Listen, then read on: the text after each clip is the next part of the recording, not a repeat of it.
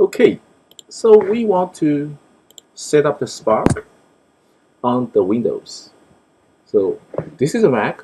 I'm using the remote desktop and to connect to one of my Windows machines.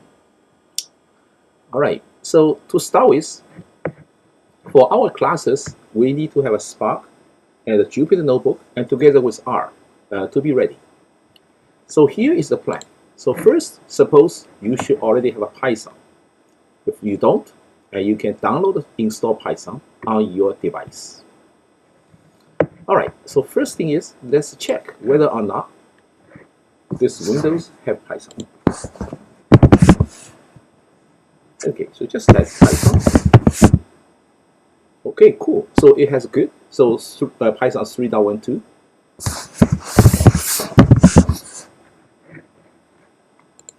The next, let's try to see if we have a PIP.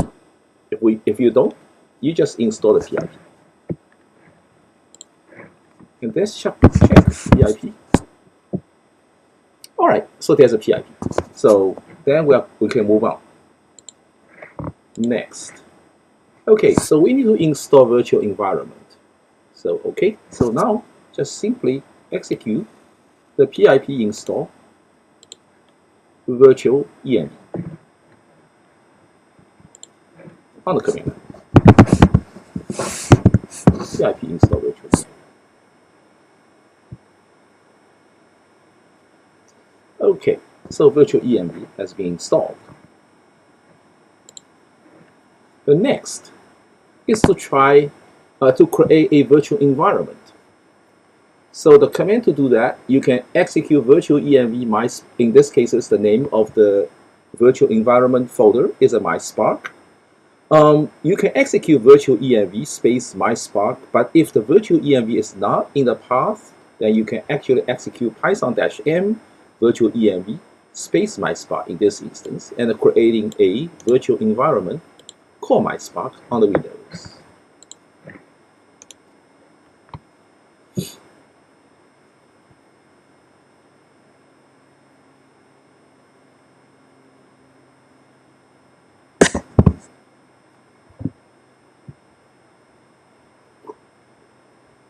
All right, so in this folder, there should be a subdirectory called myspark.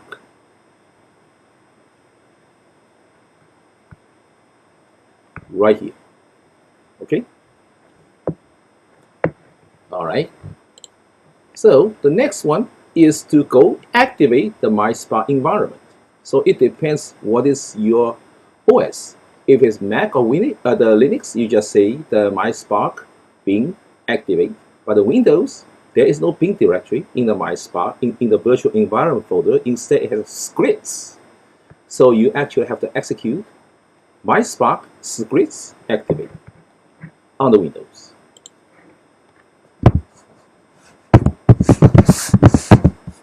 Backslash scripts activate. So now you are inside the myspark environment, the virtual environment. And if you leave, you can say deactivate and return to the origin. So let's go back to the virtual environment, myspark.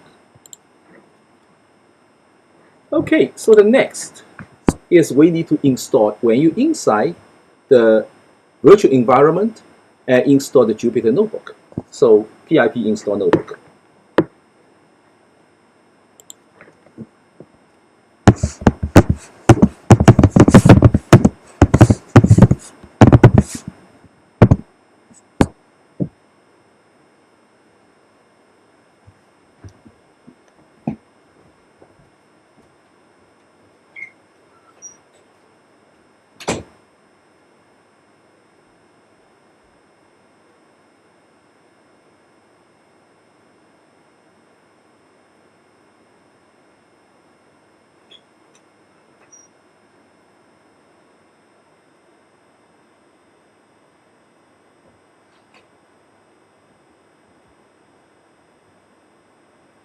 All right, so Jupyter Notebook has been installed.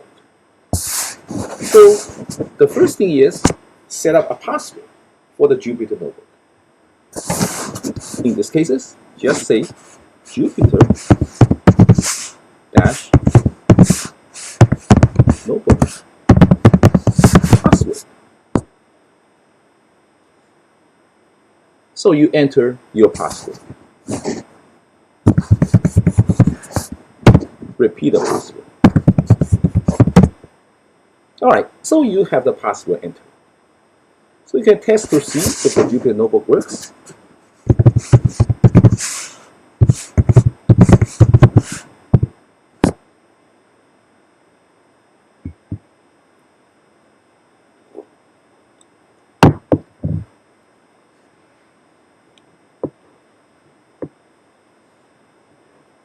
You will. The reason is I have installed the Jupyter notebook before on this Windows laptop, so I have already entered the password, so it remembered. But in the first time, you're likely to be asking for enter the password for the one time. All right. So looks like it works. So just take it off, and then Control C to stop it.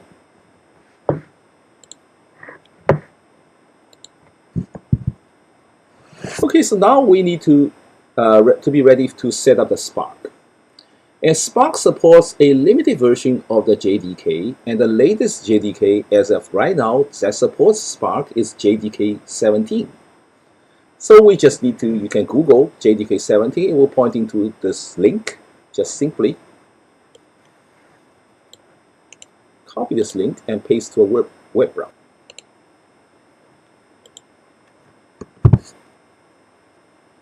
So it will take you to the JDK SE archive downloads.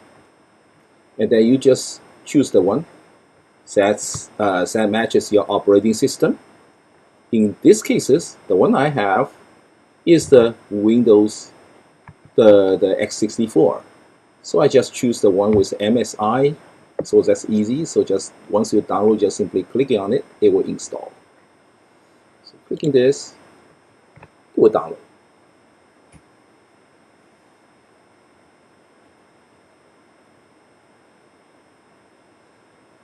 Okay, download. I already download one, so I download another one, and then just go to the download folder. Then just double clicking on the JDK 17 you just have downloaded. The software already installed on your computer was used because I already installed. So just try one more time, no problem.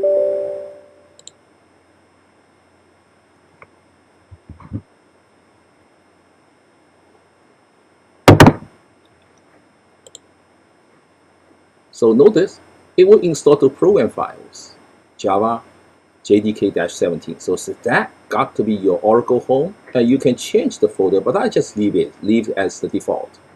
Clicking next.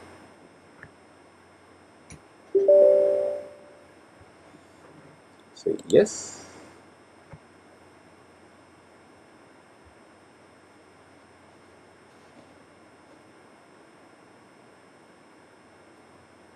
Okay, so it's installed. So JDK 17 should be right now in the program file. So the first thing is we're gonna set up the Java home and also appending the Java home bin to the path. All right, so set up Java home and add the Java home bin to the path. Okay, so now let's come in here. Here's open the command line. So navigate to C program file. All right, so inside there should be Java right here. Inside there should be JDK-17 right here. So and inside there should be your Java home directory. So then we need to define the Java home that equals to this path all the way to JDK-17. So in the Windows, then you need to define the system variables. That's what I do. Now we need to set up the Java home and also add the Java home bin to the path. All right, so we go over here. and we are going into the find the Java home. So the Java home should be inside C colon program file.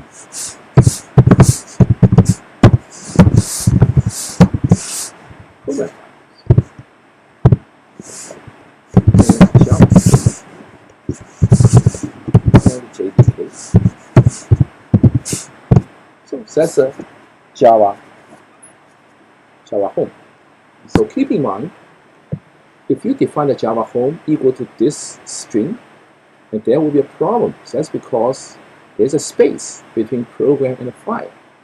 So this program space file actually have a shorthand. The shorthand is called program tilde 1. So you can actually open another windows. Okay, and I can go to cd program tilde 1. Okay, so that is equivalent to program space files. Okay, so the first enter key and the program tilde 1. What's inside? So that's inside you have Java. And inside you have JDK-7. So to define a Java home, Java underscore home cannot use this string, C colon program space files. It will be broken. So you're gonna using this, C colon program tilde 1 backslash Java backslash JDK17. So just simply copy this string. It's going to be assigned into the Java underscore home, capital. Copy. So now let's go to the control panel and go to the system.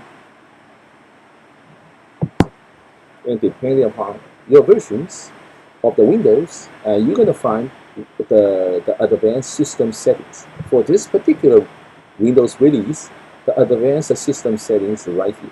So clicking the advanced system setting, and then you're clicking the environment variables. And then you are going to, I already created this Java home. So to create, you just simply clicking the new, and then putting the Java home, and then assign this into here. Okay, right? Now you have a Java home, and also you're gonna assign the Java home bin to the path. Okay, so find the path right here. Okay, so I already assigned the path, add a path to the add the Java home / bin to the path. Okay, so for some reason the path appear to be okay, but the Java underscore home got to be defined with the program tilde 1. Cannot be program space files. Otherwise, the Spark code will be broken. All right. So once this is done, and clicking OK. And then clicking OK. Alright, so now we can simply test the Java home, Java and Java C, the JDK. So Java C. So now everything's fine. Path. So this is the path. Okay, right? And then clicking Edit, and then you are going to add into the path.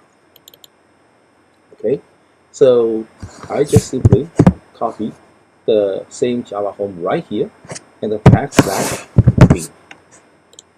Okay, right? And then looks like appear to be in the past. It looks fine because the other one also don't have a double quote to enclose the name of the directory that contains a folder, but which is fine.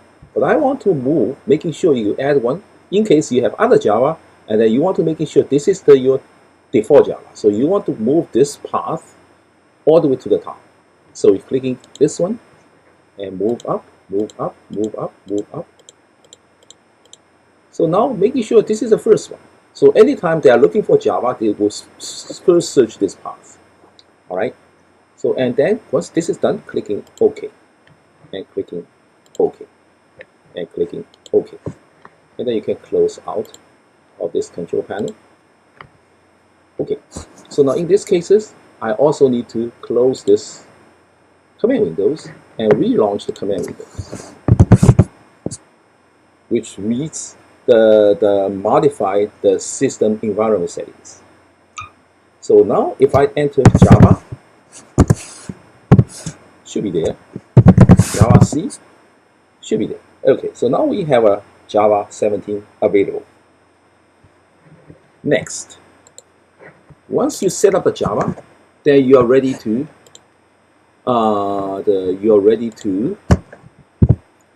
download Spark. Okay, so downloading Spark, just simply go to the Spark folder.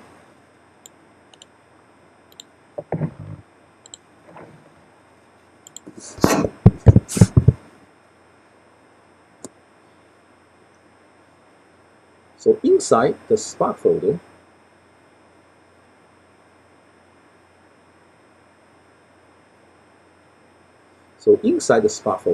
and then you just download this latest one.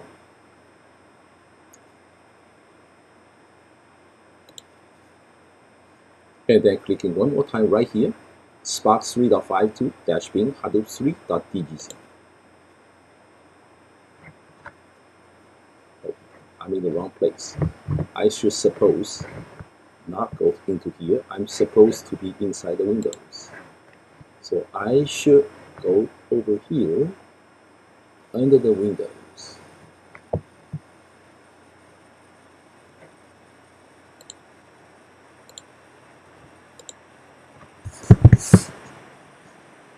Okay, just copy the paste that folder.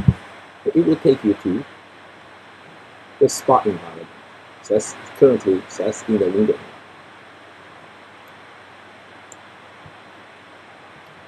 And then clicking Spark 3.52-bin Hadoop 3, and clicking one more time, it will start in download. Okay.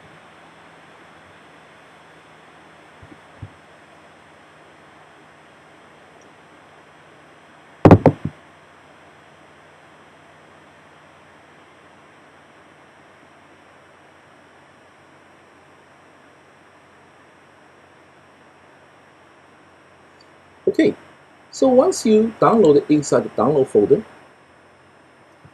and you're gonna copy this download folder, the one you just downloaded,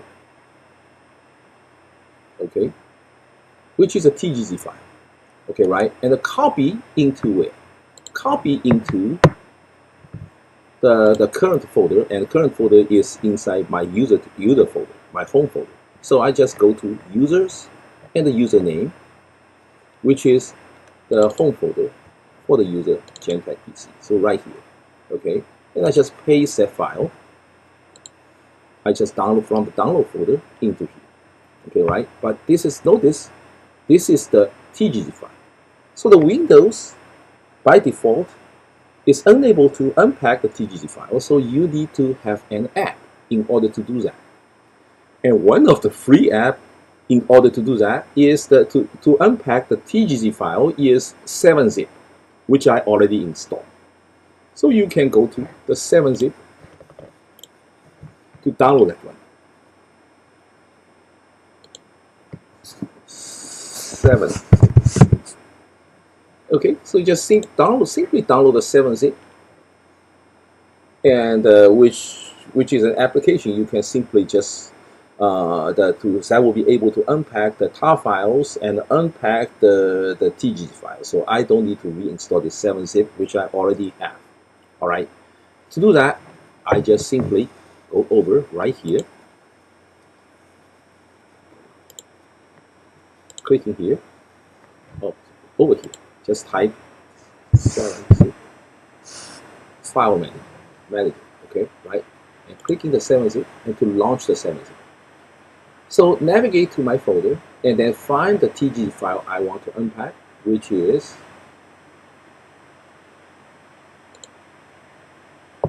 this, okay? Because I previously downloaded one, so just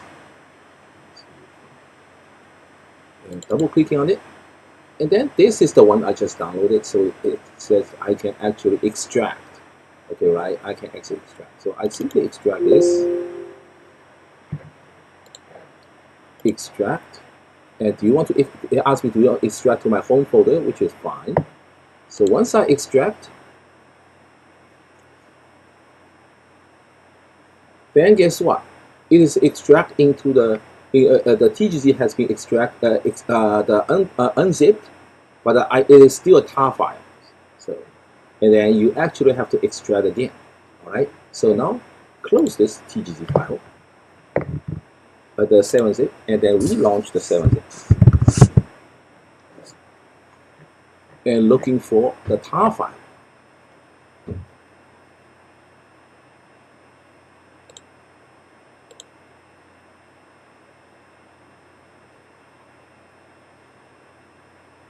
Looking for the tar file, so double clicking here, which is a tar file. All right, so you're gonna extract again. So once you extract, then the tar removed. So essentially, you end up having a folder with this name, including open paren, close paren 1. So just clicking extract one more time, it will extract to the same folder. Clicking OK.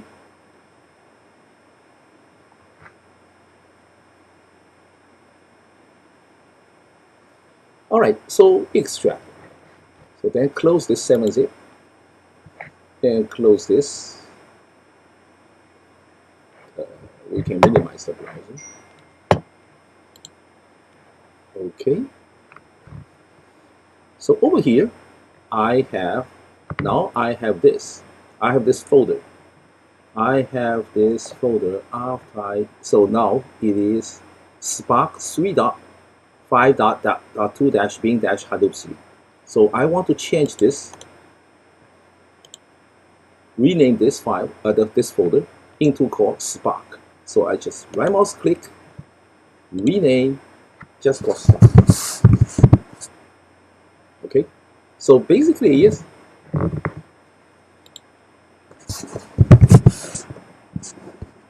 So now I have a folder, it's called Spark.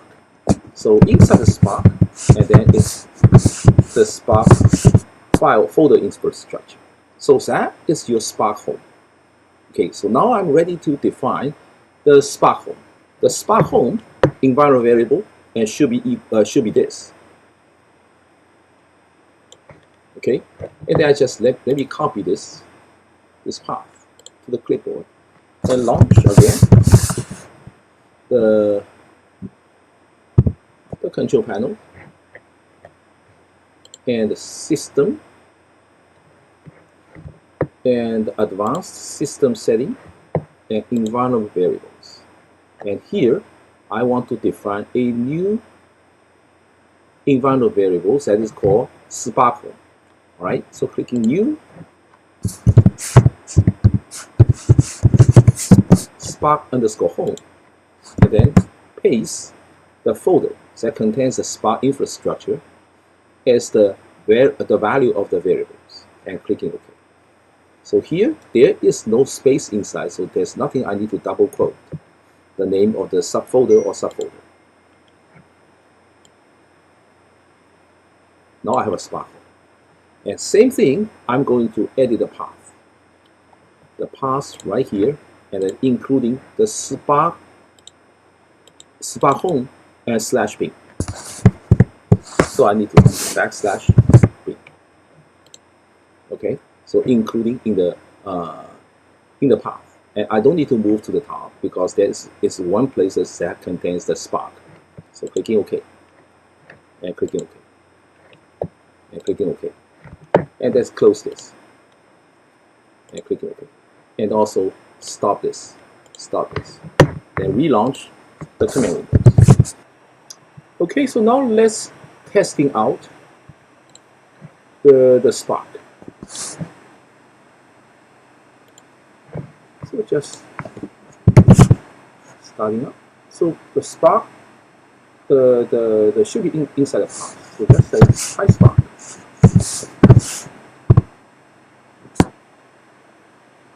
So it looks like it works. So Spark has been set up.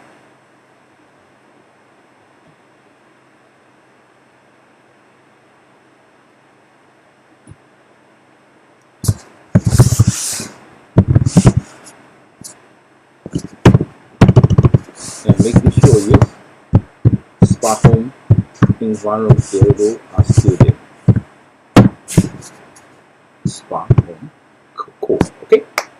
So the final step left over is to also add R into the Jupyter notebook. Okay, and to do that, and we need to have R, and we don't have R, we gotta have R. So then, just simply and go to that folder, and just all we really need is download R. We're not intended to run R on the command line. We intend to run R under the Jupyter notebook against the Spark. All right, so just go back here, and we're going to close this, and we're going to close this too, and we're going to close this too. We're going to close all these windows, and we are going to launch your browser and paste the path. So it will go to the host website and to install R. So all we really need just install the download and install R command. Okay. So quickly download and install, and then you're going to choose R for your operating system. So in this instance, it's Windows. And so basically is install R for the first time. Just click here, and download this R versions for Windows. So it is downloaded.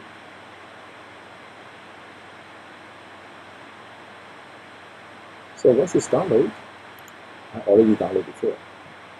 So I just click to install.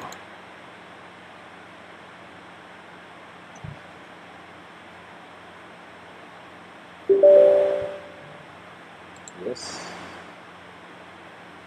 English.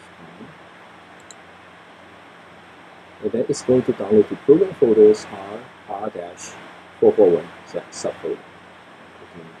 Next. And just down by default. So it's going to install into the program files.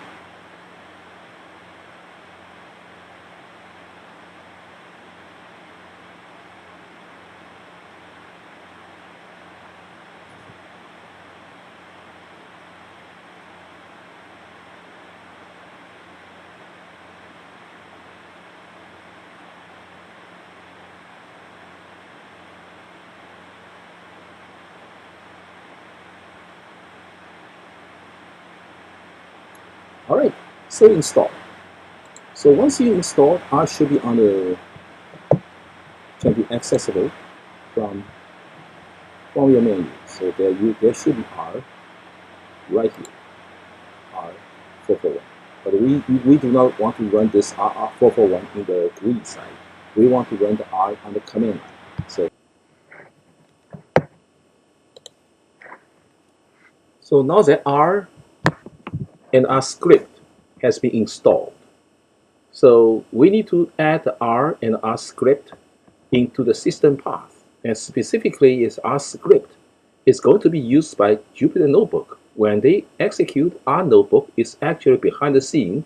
It executes the R script. So R script got to be in the system path, so the notebook can reach it. So now to do that, we need to find where the R is, and we know where the R is in the program files and under R. So let's open the command line.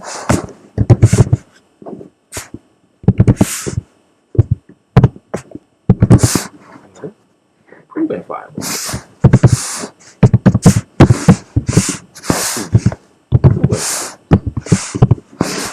And inside it has to be in R. And inside it has R4.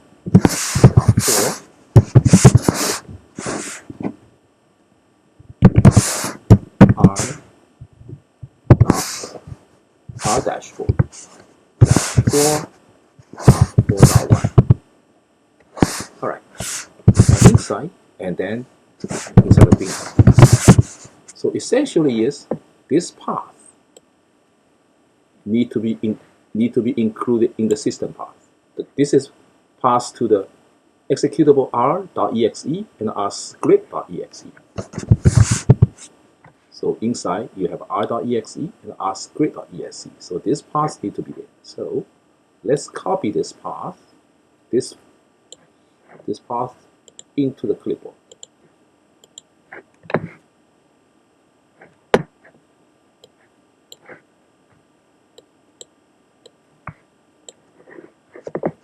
Alright, so make it a little bit larger.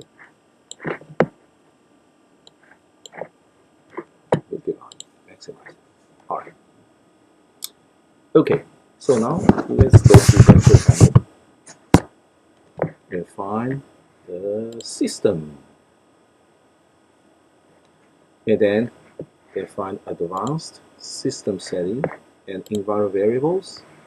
And then we are going to add this, the R bin path into the path variables. So edit and paste it right here. Okay, so it's already here. So I already added. Okay, so the R, this is a path to the R executable need to be in the path because Jupyter Notebook, the R notebook required this path to be set in the system path. If you don't set this in the system path, then R notebook will not work. So clicking OK and clicking OK and clicking OK.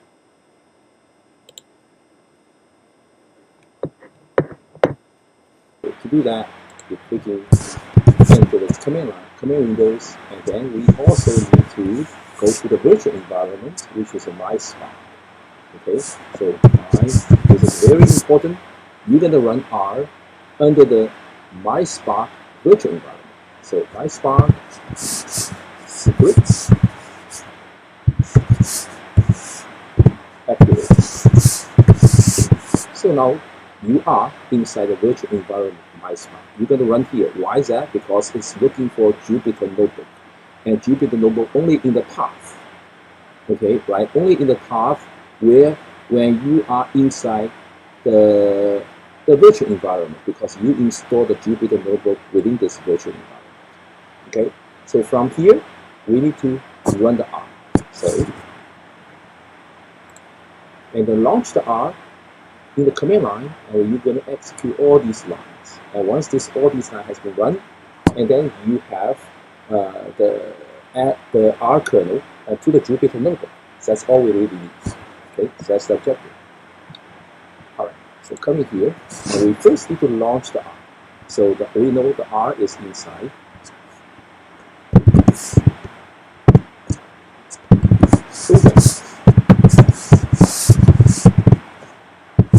Inside you should see R, right? Inside you should see R-4.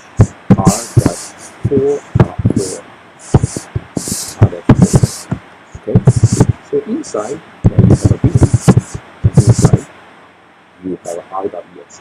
So you're going to run R within the virtual environment. So you can execute R, press enter key. So now you are in the R. So inside, then you are going to execute these lines.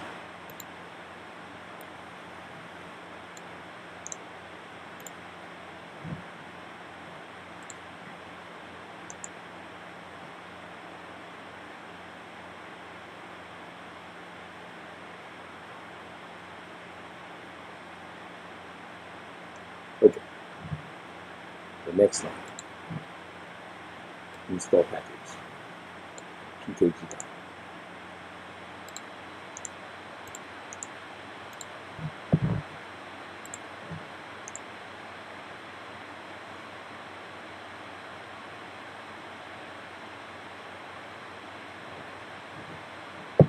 Next.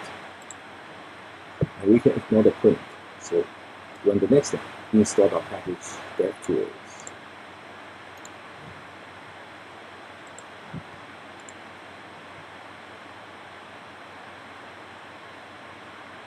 Oh. Next one, we can ignore the print. So devtool install git IRkernel. So this is what the Jupyter IRkernel.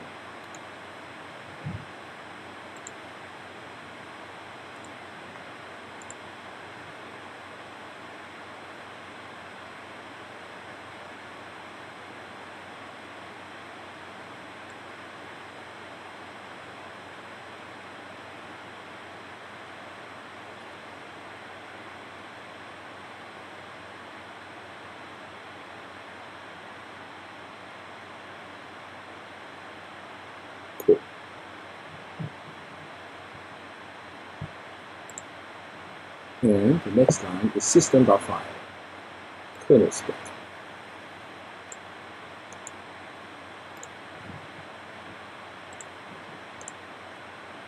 Alright, and then we can ignore the print, so execute the IRkernel install spec.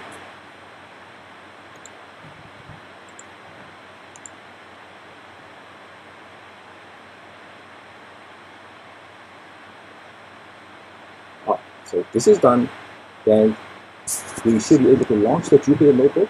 You should be able to launch a Python notebook or R notebook. Now, so we are going to exit the R. And we don't want to save workspace image. So right here. So we are going back to users and then the home directory. So this is our home page. So we can launch Jupyter notebook right here. So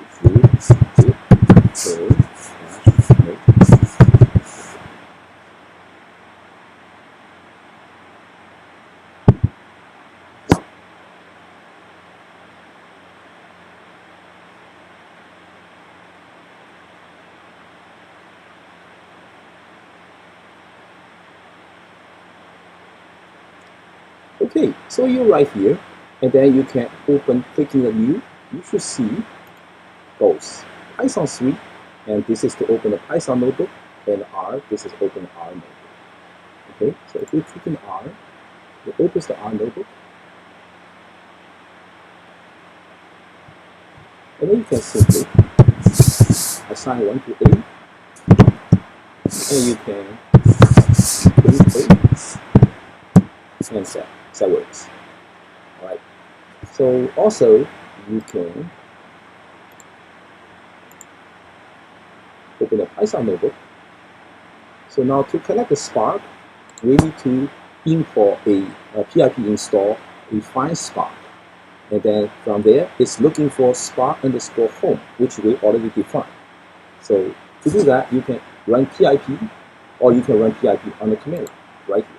Okay, right? Open another command window inside the same virtual environment. Very important. When you run pip, you gotta inside the same virtual environment. But you can actually run from the notebook, which runs on the command, the virtual environment. Just press the %. So after that, it's basically an operating system command. So in this case, is a %pip install files. So it should install files.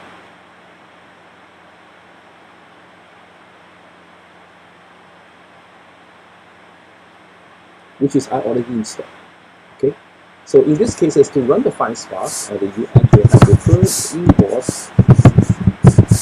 find Spark, and then to find where the Spark home is located, because it's looking for environment variable spark_home.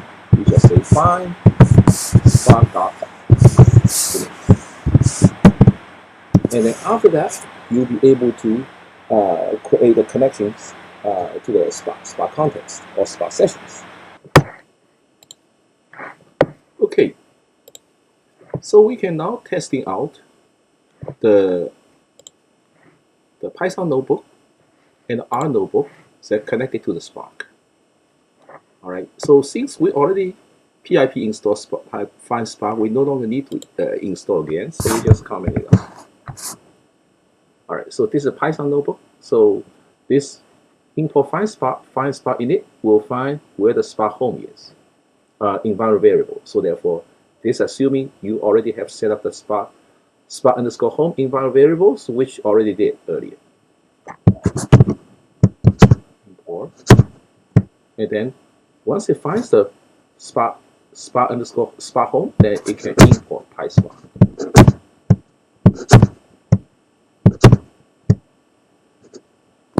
And create the Spark context.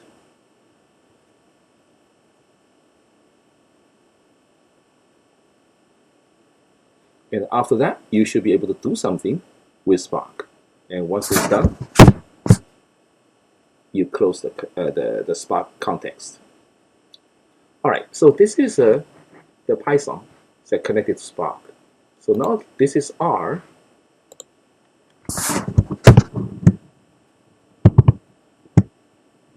right here is also looking for spot underscore home, and certainly is this path is you're gonna modify depending upon where your spot home is located. But in this example, Windows machine is under the user's Gentek PC. This user the home directory and the Spark. And notice you need to use a /. If you're using \, it will throw the error. Okay, so even this is a window path, but you're gonna have a /. And then it will also find the spot home.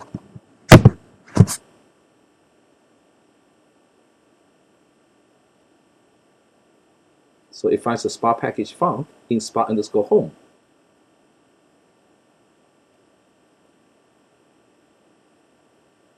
Then create a data frame with the R building data set, which is faithful. So now you have a spot SQL data frame. And just display the head of the data frame.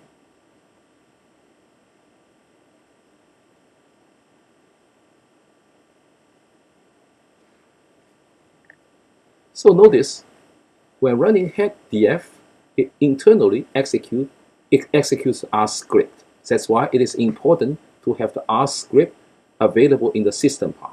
So Jupyter Notebook, when they execute any of these statements, it will find the R script and run it behind the scene.